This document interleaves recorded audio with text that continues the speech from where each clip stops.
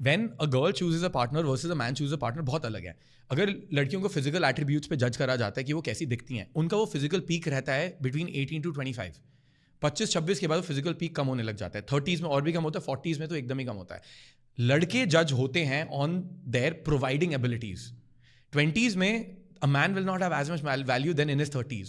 इसीलिए a man in his 30s can easily get married to a girl जो अपनी 21-22 साल की है.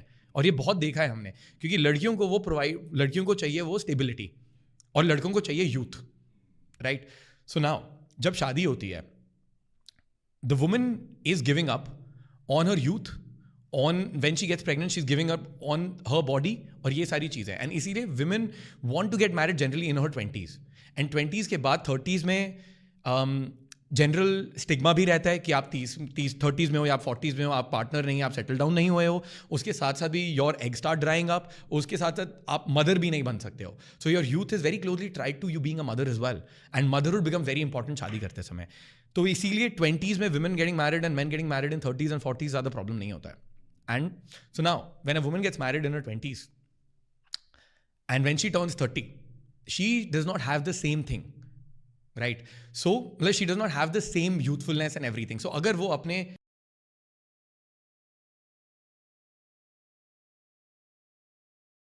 in her 20s, she can get a guy who's 30 years old, has a couple of $1 million, versus when she's 30.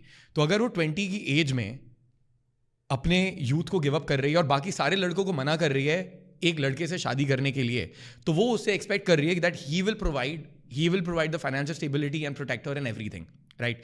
तो वो अपने youthfulness भी तो गिव अप कर रही है, अपने मेन जो ईयर्स हैं वो गिव अप कर रही है.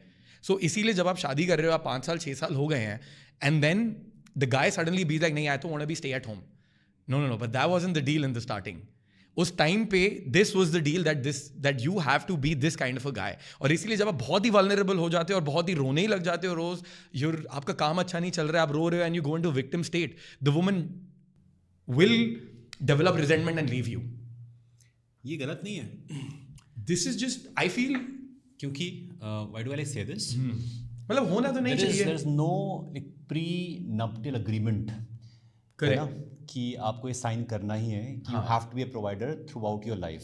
करेक्ट. अगर आपको बंदा समझ आया, not because he is a provider, because he as a person आपको अच्छा लगा, अब वो आपकी शॉर्ट साइटेडनेस है कि you just saw it from a myopic lens, कि यार ये मुझे अभी he is settled, he is like stable. You never saw the person inside. Man, वो इंसान है कौन, आपने वो देखा नहीं. ऐसे ही द गाय, ओके, हम बात कर रहे हैं कि the girl might leave if the guy decides to stay back home. It's not only staying back home, it's a combination of things. Stop working, for example. What I'm saying now, like when you choose a partner, it'll be a combination of things. One, your connection with the partner, how he's doing financially and everything. And I'm not saying that that's just one part of the thing that I was saying. अगर मैं काम करना बंद कर देता हूँ, my wife, she's still working and she will support me. ऐसा नहीं हो एकदम से ही चली जाएगी, pack her bags and leave. और ऐसा होता नहीं है. There are enough examples where women have supported man financially also.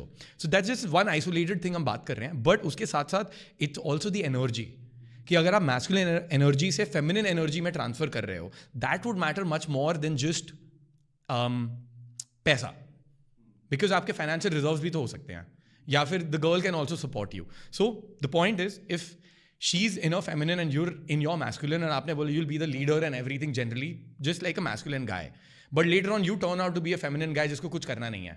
And this does not mean ki life mein kuch nahi karna, but generally aapki energy leading se submissive ho gayi hai. wo पूछ रहे kahan jana hai dinner pe, you're like aap batao kahan jana hai, तुम ही बताओ, अच्छा क्या करना है, कुछ नहीं करना, अरे आप मेरा काम कर दो, मैं घर पे ही रहूँगा, बस बैठा ही रहूँगा. then you're turning your masculine energy into a feminine energy. But the girl wanted a guy who's masculine, and this taking back into that thing where she's coming again from a feminine to take space, कि आपको अब दोबारा अपनी masculine में जाना पड़ेगा, but that's not what you signed up for in the starting.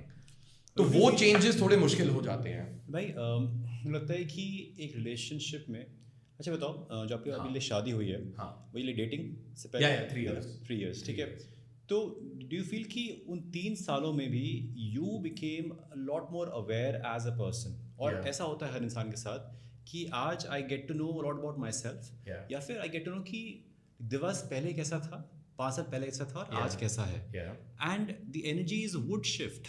Correct. You can not से कि मेरी एनर्जी जो थी जब मैं उसके लिए डेट कर रहा था और जो आज है चेंज होगी ना. So both of us have to be okay with it कि यार in this due course of time energies would change and we are okay with it then going back to the day कि see the day we like fall for each other. 100%. We were at this energy levels. Yeah. तो वो understanding कैसे आएगी? यार वो I don't know, I'm not able to like explain in better words maybe, but energy तो change होती है. जैसे जब आप शुरू में आप ज़्यादा फन वन करते हो, उसके बाद आपकी लाइफ बड़ी स्टेबल हो जाती है. करेक्ट. वो तो रहेगा ही रहेगा. बट आई थिंक मैं जनरल रोल्स की बात कर रहा हूँ कि अगर आप masculine, you have a masculine traditional role and she has more of a feminine वाला, वो चेंज नहीं होना चाहिए. This does not, this I think energetically आपकी मैस्कुलिन एनर्जी फेमिनिन में नहीं होनी चाहिए. So that creates issues.